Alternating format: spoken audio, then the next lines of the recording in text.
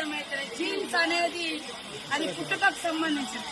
అంటే ఈయన తోటి బీఆర్ఎస్ లో తెలంగాణ వస్తే కొత్త సాంప్రదాయాలు కొత్త విధానాలని చెప్పి వచ్చిన తెల్లారే టీడీపీలో ఉన్నటువంటి వాళ్ళను కాంగ్రెస్ లో ఉన్నటువంటి వాళ్ళను జైన్ చేసుకున్నప్పుడు వాళ్ళు ఏ జైన్స్ అనుకున్నవయ్యా నేను అడుగుతున్నా. 2018లో కూడా కాంగ్రెస్ పార్టీ నుంచి 13 మంది ఎమ్మెల్యేలను జైన్ చేసుకున్నావు. ఇవాళ వాళ్ళ పార్టీ నుంచి రాగానే ఇవాళ రకరకాలు మాట్లాడుతున్నారు. ఫస్ట్ నీ పార్టీలో జైన్ చేసుకున్నటువంటి వాళ్లకు ఏ జీన్స్ ఉన్నాయని నువ్వు జైన్ చేసుకున్నావు. నీకు చిత్తశుద్ధి ఉంటే ఇవాళ కోర్టులో పోయి కొట్లాడుతున్నావు కదా, మరి ఆ రోజు వెంటనే తీసుకొని మంత్రులుగా కూడా చేసారు. ఏది నీ నీతి అంటున్నా కేటీఆర్, నీ నీతి నీ రీతి ఏదయ్యా?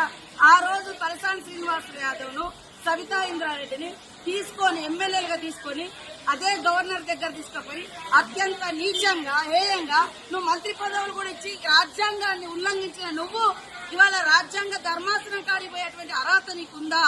ఫస్ట్ ఇప్పటికైనా నేను సవాల్ చేస్తున్నా. మా పార్టీలోకి వచ్చినటువంటి ఎమ్మెల్యేలు నువ్వు అంటున్నావు కదా, దానికి పునాదిగా నువ్వు కొత్త రాష్ట్రంలో మొత్తం 2014లో 2018లో ఎవరున్నా కూడా పాపం సర్పంచులున్నా ఎంపీటీసీలున్నా జెడ్పీటీసీలున్నా ఎమ్మెల్యేలున్నా ఎంపీలున్నా అందరినీ భయపెట్టి బలవంతం చేసి రకరకాలుగా తీసుకొని అలాంటి మార్పిళ్లకు శ్రీకారం కొత్త తెలంగాణలో చుట్టింది నువ్వు. నీకు రాజ్యాంగం మీద గౌరవం ఉంది.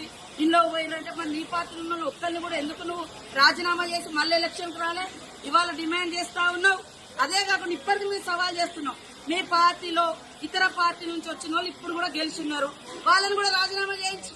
ఆ రోజు మా పార్టీ నుంచి వచ్చిన వాళ్ళు సబితా ఇంద్రారెడ్డి గాని సుధీర్ రెడ్డి గాని లేకుంటే ఇతర టీడీపీ నుంచి వచ్చిన తలసాని శ్రీనివాస్ యాదవ్ గాని మళ్ళా ఇప్పుడు ఎమ్మెల్యేలు ఉన్నారు కదా, ఆ రోజు వాళ్ళు రాజీనామా చేయకుండా మీ పార్టీలకు వచ్చారు కదా, మీ పార్టీలకు ఈ రోజు రాజీనామా చేయించి అప్పుడు మా దాంట్లోకి వచ్చిన వాళ్ళు అడిగితే జనం హర్షిస్తారు. కానీ నీకో నీతి మందికో నీకరణ ఇది ఎవరు కూడా హర్షించరు.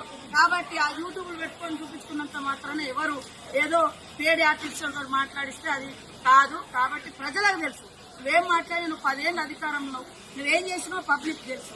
కాబట్టి అది మర్చిపోయి ఇతరులను ప్రశ్నించే నైతిక అర్హత నీకు లేదు.